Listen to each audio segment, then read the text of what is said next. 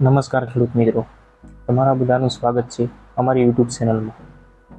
બધા ખેડૂત મિત્રોએ ગયા વર્ષે કપાસનું વાવેતર તો કરેલું જ હશે. ઘણા બધા ખેડૂત મિત્રોને ગયા વર્ષે કપાસનું ઉત્પાદન ઓછું જોવા મળ્યું હતું.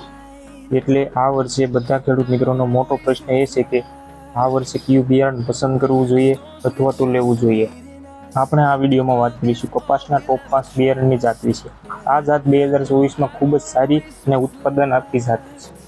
નંબર 1, વિક્રમ 303.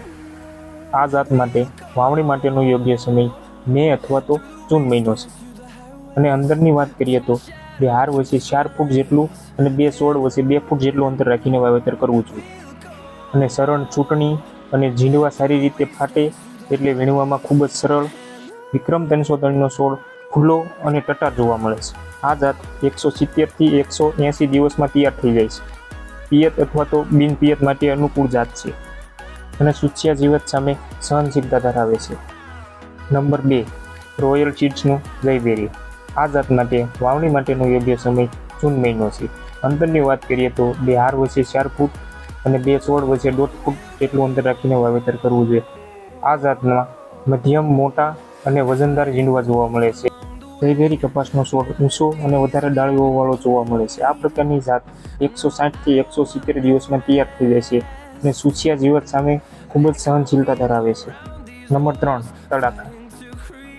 આ જાત માટે વાવણી માટેનો યોગ્ય સમય જૂન મહિનો છે.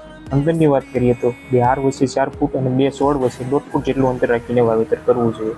આ પ્રકારની જાતમાં સતત ફાલ અને મોટા ઝીંડવા જોવા મળે છે અને સરેરાશ ઝીંડવાનું વજન 5 થી 6 ગ્રામ જેટલું જોવા મળે છે. આ પ્રકારની જાત 150થી 160 દિવસમાં તૈયાર થઈ જાય છે.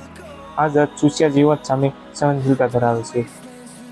પિયત અથવા બિન પિયત માટે બંને માટે અનુકૂળ જાત છે. નંબર 4, રાશિ કંપનીનું નીવ.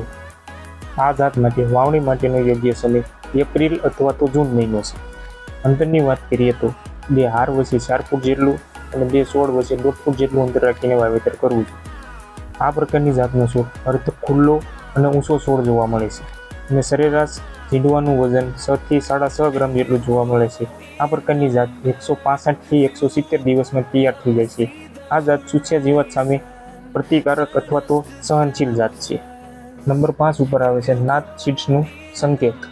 આ જાત માટે વાવણી માટેનો યોગ્ય સમય મે અથવા તો જૂન મહિનો છે. અંતરની વાત કરીએ તો બે હાર વચ્ચે 3 થી 4 ફૂટ અને બે છોડ વચ્ચે 2 ફૂટ જેટલું અંતર રાખીને વાવેતર કરવું જોઈએ. આ જાતનો છોડ ખુલ્લો અને ઊભા પ્રકારનો છોડ જોવા મળે છે. છોડ ખુલ્લા પ્રકારનો હોવાથી ઝીંડવાનું કદ મોટું અને ભરપૂર ઝીંડવા બેસે છે અને આ જાત 160થી 170 દિવસમાં તૈયાર થઈ જાય છે. સૂચ્યા જીવત સામે સહનશીલતા અથવા તો પ્રતિકારક જાત છે. તો તમને આ વિડીયો પસંદ આવ્યો હોય તો વિડીયોને લાઇક કરી દેજો, ચેનલને સબસ્ક્રાઈબ કરી દેજો અને શેર કરી દેજો. અને ખેડૂત મિત્રો, આપણે મળીશું એક નવા વિડીયોમાં એક નવા ટોપિક સાથે.